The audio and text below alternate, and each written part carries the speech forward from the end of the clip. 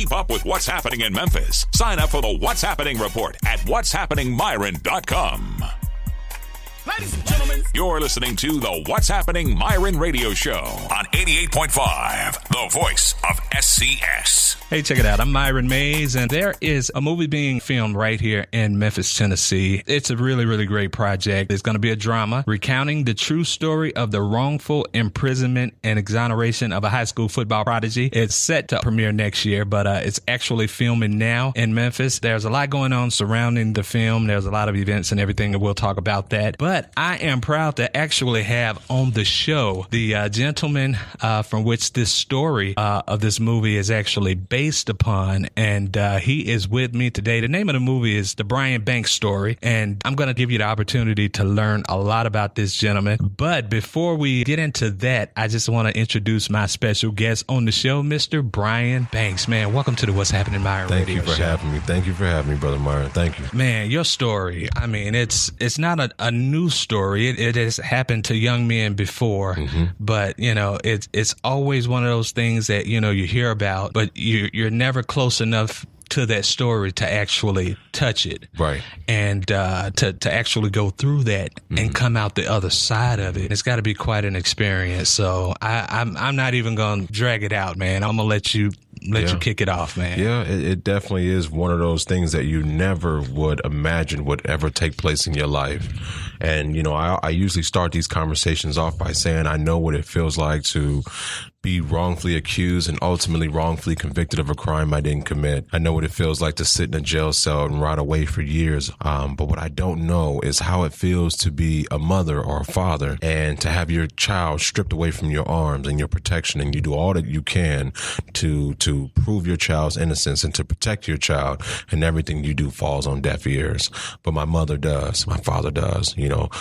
They had to experience that, and we all were affected by this. You know, the movie directed by Tom Shadyac. Of course, Tom is a fixture here in Memphis now, and you may actually have seen his name on such movies as Liar Liar, Nutty Professor, among some others and everything. So he's directing the actual movie. So the movie is based upon your experience of being, you know, wrongly accused, wrongly convicted, and tell us about you know, you've explained how, you know, your parents had to go through this because, you know, when your life is affected, you know, it affects those closest to you. Most definitely. How many years, just to set it up, how long did you have to spend in well, prison? this whole ordeal took place when I was 16 years old. This was in 2002. I was ranked 11 in the nation as a middle linebacker playing football. I had verbally committed to USC on a full scholarship. I was being recruited by almost every Division I school you can think of. And so my life was pretty much going into that transitional phase of going from high school to college,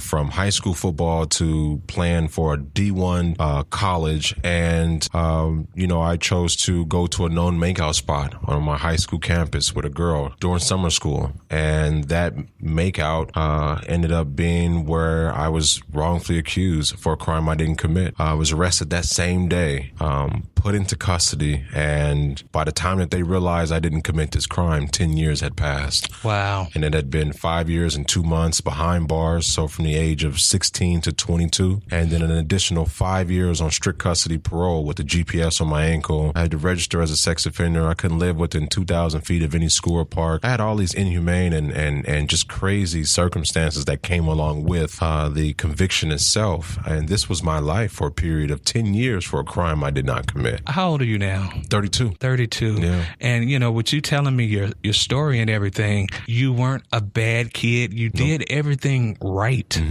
And these things still happen to you. And you know, that lets you know that, you know, this type of thing can happen to anyone, regardless of who you are and where you're from and what you do. It's kind of sad that things can turn out that way when you're doing everything that you're supposed to be doing. Without, I guess, giving us too much information as far as the movie is concerned, how did everything get to the point where they discovered that, okay, this kid did not do this. Yeah. Let's make this right, and let's let this kid go home. If you could believe this, the actual person who made up the accusations came forward 10 years later and recanted, admitting that the crime never even happened, admitted that they made the whole story up. And we were lucky enough to get this recantation on tape and recorded. And that recording was what got the California Innocence Project involved. And the California Innocence Project is a nonprofit student law firm clinic based in San Diego, California. It's founded and ran by Justin Brooks.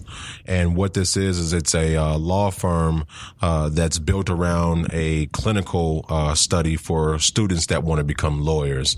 They will do this free clinical work as part of the process of becoming attorneys. But during that clinical work, they're actually helping free innocent people from behind bars. Mm-hmm. So once I was able to present them with this recantation video, it was pretty much undeniable at that point that this crime never happened, that this girl made the whole thing up, and they felt compelled to get involved. So my case got into their hands, and it took an entire year for this appeals process to take place, even with this recantation video, which in the space of wrongful convictions is a really short amount of time, 1 year. Justin Brooks has been fighting a case now for 20 years where a woman took the death penalty as a plea bargain, if that makes any sense at all. Wow. But these are the types of cases that are going on, like, as you said, out of sight, out of mind. Mm-hmm. And I thought for a very long time while I was going through this that I was the only person who was experiencing something so damaging, so severe, that no one else could be experiencing something like this. This had to be some rare occasion.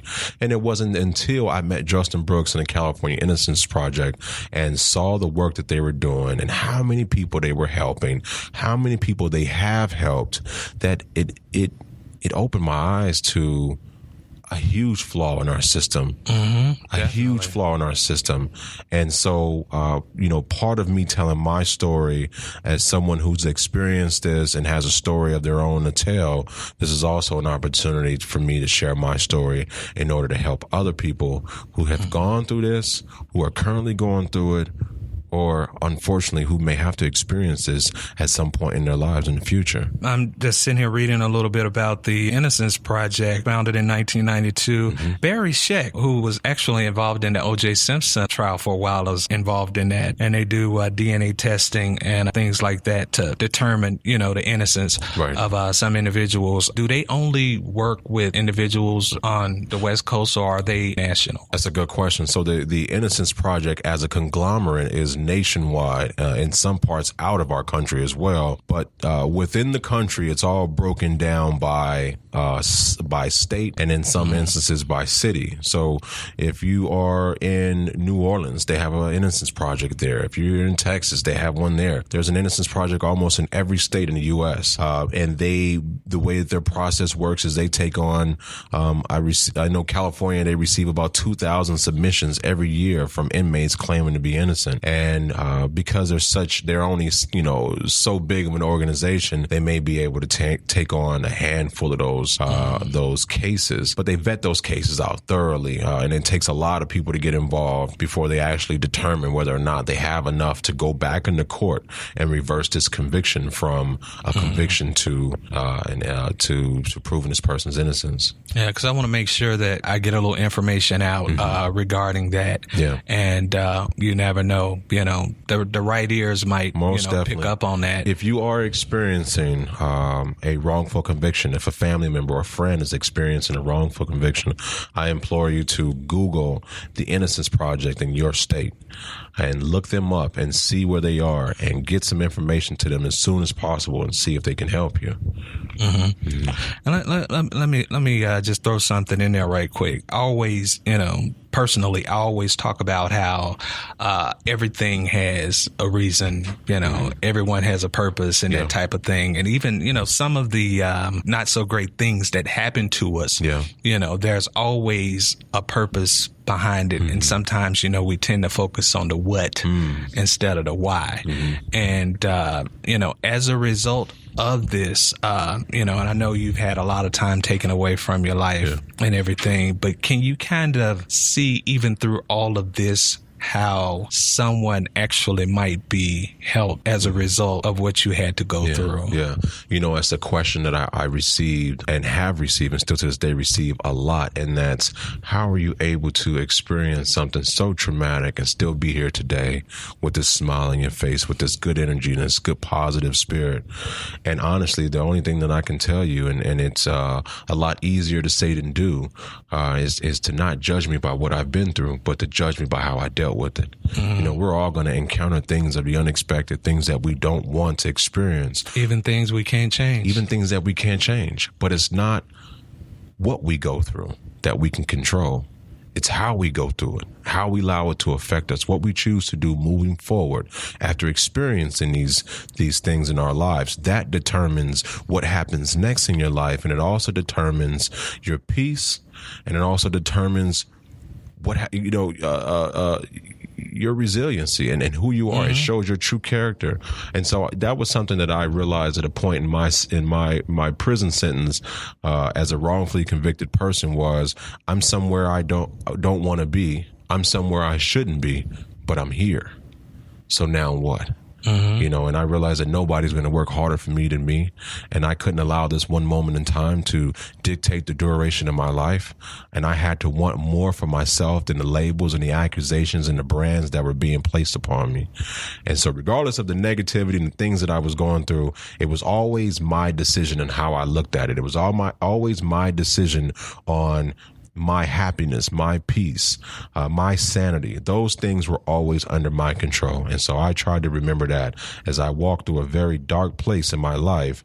I had to remind myself that I didn't have to look far for light because the light was already within me. I really admire your positivity. I guess an experience such as that one would really undermine someone's, personality and someone's, feelings and everything toward the world. But I mean, I really admire your positivity and how you're, taking this thing and, you're doing something great with it that's going to help some other people too. And which brings me to another point. As you do that, you attract more great things to happen to you. So, I see a lot of great things, coming up for you. And speaking of those great things, you have a TV series that's on the way. Yes, we just put a 10-month shoot to an end and are now prepping for a show to be released sometime beginning of next year. The TV show is called Final Appeal, and I will be hosting this show alongside my co-host Lonnie Coombs, who was a district attorney for about 18 years in Los Angeles. And this show is going to be centered around the space of wrongful convictions, where we go out and research and investigate cases where people claim to have been wrongfully convicted of a crime they didn't commit. They're currently behind bars, and they're at some very important point in their appeals process where a judge could be granting their release, denying it, asking for an evidentiary hearing. But we jump onto these cases right around those important moments and retrace those steps back to what actually happened and to determine whether or not this person should have been behind bars. And we're talking about people who are behind bars now for 20, 30 years, potentially for crimes that they did not commit. It's going to be an amazing, amazing show. Wow. And see, I could tell you had some media in you somewhere there, man. You know what? I just tell you everything. I've always said to myself, as long as you tell the truth, you don't have to study too hard to talk to people. Just tell the truth. I lived this. I went through it. This was my life. I think that part of the reason why I went through what I went through was so that there may be a voice that could explain it in ways that other people can't. The trauma, the torment, the disconnection, the all the negative words that I can sit here and ponder and come up with. It all comes with a wrongful conviction. And like I said earlier, it's not just affecting the person behind bars, but also the family and friends that know that person. It will tear down an entire community if you get it wrong. Ain't it amazing how life's destinations actually take place? We all have those journeys journeys that we have to go through to get to where we need to go, most man. definitely. But eventually, you know, it makes sense. Okay, why did I have to go through that? Why did I have to go through that? But once you get there, you start to see all of these things that you've experienced that actually works with where you are at that moment. And, you know, that's why I try not to complain about a lot of stuff, because, you know, I know that there's people who are going through things far worse. You know, anything you're going through, there's somebody far worse. You're right. And it's life, you know, and I always tell people, you know, I do life coaching work. And I tell clients, you know, it's that I use the example of when your mom or your father told you to go into your room when you're a young kid and go in there and clean up your room, and you go in your room and you see how dirty the room is. So instead of cleaning the room, you just drop to the floor and you start throwing this tantrum, and you're kicking and screaming and tears flying all over the place, and about 20 minutes has gone by, and eventually you stop kicking and screaming and you stop crying and you wipe your eyes and you stand up and you look around the room, and the room is still dirty. Yeah. You done spent 20 minutes on the ground kicking and screaming, begging and hoping, pleading that the events around you would change. And by the time you got done kicking and screaming, everything was still the same. And that's what life simply is. We're going to go through things that's going to dirty up our room, meaning our life, whether your friends come and dirty it up, whether you dirty it up yourself, whether you leave a window open and a gust of wind comes and dirty up your room. Your room, meaning your life, ultimately is yours, and it's for you to clean regardless of how it got dirty. And so that's how we have to look at life. Life simply is. And sometimes life will get dirty. No one will work harder for you than you. So you have to reevaluate what life is to you, what your life is to you, and how important it is to you. And if you're going to allow this one moment in time to dictate the rest of what's going on in your life. So for me, it was simply saying this: my room is dirty upon dirty right now, and it wasn't my fault, but it's still my room. Question: you got kids? No kids. Oh wow. Okay. Yeah, okay. No kids. And I'm actually in this film also. I don't have like a really big But part, you're in there. but I'm in there. So actually last week I was kind of a part of the filming. So I was playing one of the prison guards. So I'm, you know, standing there kind of, I guess, guarding stuff. Yeah, it'll come out great too. You got Tom Shadyac directing this thing, and I think that's one of the beautiful things about this project is that not only are we filming a movie, but working with Tom Shadyac and his involvement with the city of Memphis and his love for the city. He wanted to film this entire project here and get the community involved in as many ways that he could. He's been great since he's been here. Yeah. He has definitely been great since he's been. I've had the opportunity to actually be around him a lot over the past couple of years or so. And so, yeah, really great guy. And he was like, so I want you to stand right here, and you're just going to be like the guard. You're just going to be guarding stuff, right? And I'm like, okay, I got it, man. I got it. So put that serious face on. Exactly. Fold those arms and everything with that authoritative look, man. So I think I did well. But I am beyond happy to have you on the show. I wish you all of the best, man. And I see a lot of great things happening to you. I'm hoping that, you know, people would listen and really get off in this story and understand, you know, more than anything, sometimes things happen to us that are not so favorable, but we have to look beyond that and see what their greater purpose is. But I definitely appreciate you coming on the show, and look forward to a lot of great things from you, man. Thanks for having me. And thank you, Memphis. Thank you. And ladies and gentlemen, y'all give it up for Mr. Brian Banks. Coming up, I got someone else who's going to be on the show who's involved in the movie as well, and that's Mr. Tom Shadyac, who is actually the director of the Brian Banks story. So y'all stick around, keep it right here on the What's Happening Myron radio show. You're listening to the What's Happening Myron radio show.